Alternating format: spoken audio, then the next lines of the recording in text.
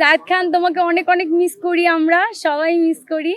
Basically আমি miss করি। আর কিছুদিন পরে তো আমি ইউএসএ আসছি, তোমার সাথে দেখা হবে। আর তুমি আমার জন্য দোয়া করবা, তোমার কাছে চাই।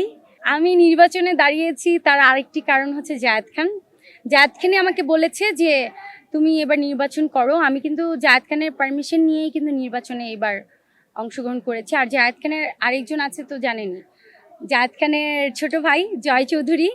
তো জয় চৌধুরীকে সম্পূর্ণভাবে মেন্টালিভাবে সে সাপোর্ট দিচ্ছে জায়েদ খান। জায়েদ খানের দোয়াতেই সে আজকে অনেক কিছু শিখেছে জয় চৌধুরী জায়েদ খানের সাথে চলে। সো আলহামদুলিল্লাহ, জায়েদ নেই, আমরা আরেকটি আরেকটি কি বলে যে জায়েদ খানকে দেখতে পাবো জয়ের মাধ্যমে। আমি এটা আশা করছি। জায়েদ খান তো মনে হয় ব্রাজিল নাকি আর্জেন্টিনা। ও আচ্ছা, আর্জেন্টিনা মনে হয়।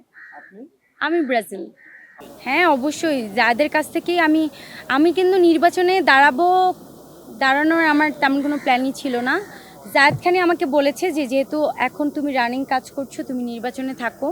আর আমাদের আস্তে আস্তে অনেক কিছু শেখা দরকার। আমি জায়েদ খানের কাছ থেকে অনেক পরামর্শ নিয়েছি, আল্লাহর রহমতে ইনশাল্লাহ তারপরে নির্বাচনে এসেছি। হ্যাঁ, এভরিডেই কথা হয়। এখন তো আপনারা জানেন যে আমাদের সরকার চেঞ্জ হয়েছে, দেশ চেঞ্জ হয়েছে।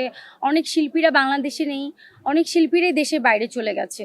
যেমন শাবনূর আপু তো অনেক দিন ধরেই বিদেশে থাকে, মৌসুমী আপুও নাই, বিদেশে আছে। তারপর হচ্ছে আমাদের জায়েদ খান এখন দেশের বাইরে, ডিপজল ভাইও নাই। তো অনেক শিল্পীদেরকেই হয়তো আমরা দেখতে পাচ্ছি না, বা অনেক শিল্পীরা এখন আমাদের চলচ্চিত্র থেকে বিতাড়িত হয়েছে। যেমন শাবানা ম্যাডাম এখন এফডিসিতেও আসেন না, তারা চলচ্চিত্রে নাই। তো এইভাবে যদি চলচ্চিত্রে শিল্পী সংকট হয়ে যায়, শিল্পীরা যদি চলচ্চিত্র থেকে বিদায় হয়, তাহলে তো আমাদের চলচ্চিত্রটা একদম হারিয়ে যাবে, আমাদের শিল্পী সংকটই হারিয়ে যাবে। মানে শিল্পী সংকটে আমাদের ইন্ডাস্ট্রিটাই নষ্ট হয়ে যাবে।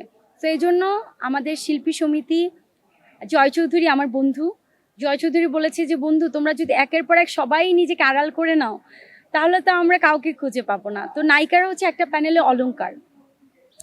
তো জয়ের রিকোয়েস্টে আমি এবার নির্বাচনে দাঁড়িয়েছি। তো আশা করছি, আমাদের প্যানেলটা কিন্তু খুবই সুন্দর করে সাজানো হয়েছে। হ্যাঁ, আমাদের প্যানেলে নায়িকা ববি আছে, রোজিনা ম্যাডাম আছে, উনি অনেক ফেমাস একজন মানে নায়িকা, চিত্রনায়িকা। আমার খুবই মানে কি বলবো, আমি ওনার অনেক বড় ফ্যান।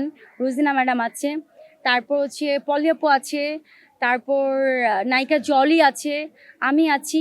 তো আমাদের প্যানেলটা কিন্তু খুব সুন্দর সুন্দর নায়িকাদের দিয়ে সাজানো।